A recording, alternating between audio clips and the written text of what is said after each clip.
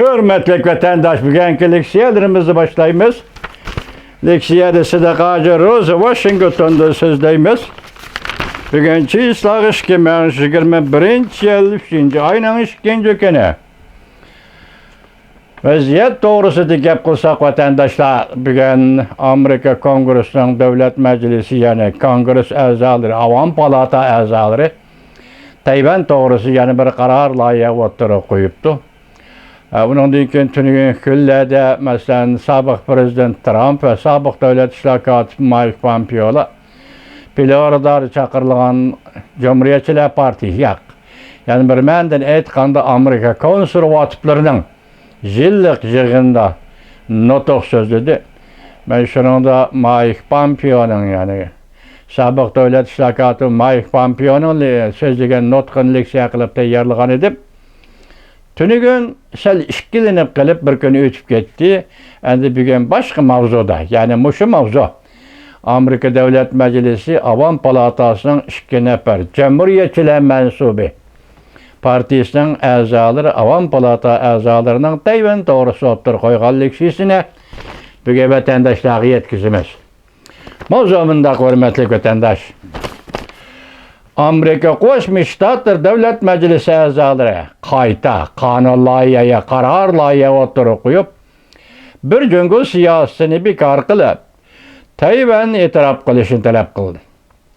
Mavzuli xabar 3. ayning 2. kuni Amerika ovozidan Xitoy til programmasi e'lon qilindi. Xabar mundaq boshlandi.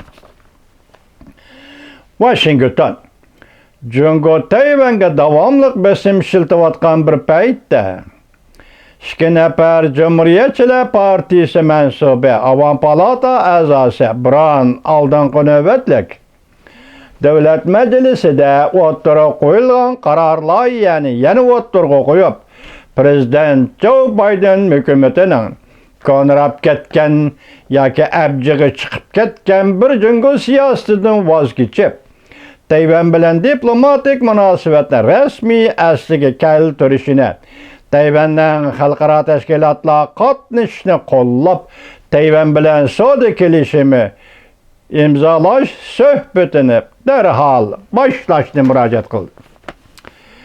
Wisconsin shtatlik Federatsiyalik Avam Palata a'zosi Tom Tiffany hamda Pensilvaniya shtatlik Federatsiyalik Avam Palata a'zosi Scott Perry o'tgan hafta juma kuni yani o'rtaq qaror loyiha o'ttirib qo'yib, Prezident Joe Biden hukumatining Tayvan bilan rasmiy diplomatik munosabat o'rnatib, vaqti o'tgan yoki hozirgi vaqtga mos kelmaydigan bir jungo siyosatidan voz kechishni talab qildi. Qaror loyiha yani o'xshashli Tayvanning xalqaro tashkilotlarga qatnashishni qo'llab, Tayvan Taybey bilan erkin savdo kelishimi imzolash suhbatini darhol boshlashni talab qildi. Avam Palata a'zosi Tiffany o'tgan yil 9 oyda o'tgan navbatlik Davlat Majlisida mushunda qaror loyiha o'ttirib qo'yib, Amerikaning bir jungo siyosatini oxirlashtirib, Tayvan bilan rasmiy diplomatik munosabat o'rnatishni murojaat qilgan edi. Biroq o'tgan navbatlik Davlat Majlisining muddati oxirlashadigan chog'da bu qaror loyiha yani keyingi taraqqiyotini taraqqiy qildira olmadi. Endi bugunlar kelganda Avam Palata a'zosi Tiffany yangi navbatlik Davlat Majlisida bu qaror loyihani yana bir qatam o'ttirib qo'ydi. Haftaning 1. kuni dushanba yani 3. ayning 1. kuni e'lon qilingan bayonotida Tiffany mundaq ko'rsatdi. 40 yildan beri Amerikada 2 partiyaning prezidentlari Jungo Beijing yasab chiqqan safsatani takrorlab, Tayvan Jungoning bir qismi deb keldi. Shundoq atab keldi. Obyektiv realda qargiz bundaq bo'lmasa-mu? Tiffany mundaq ko'rsatdi.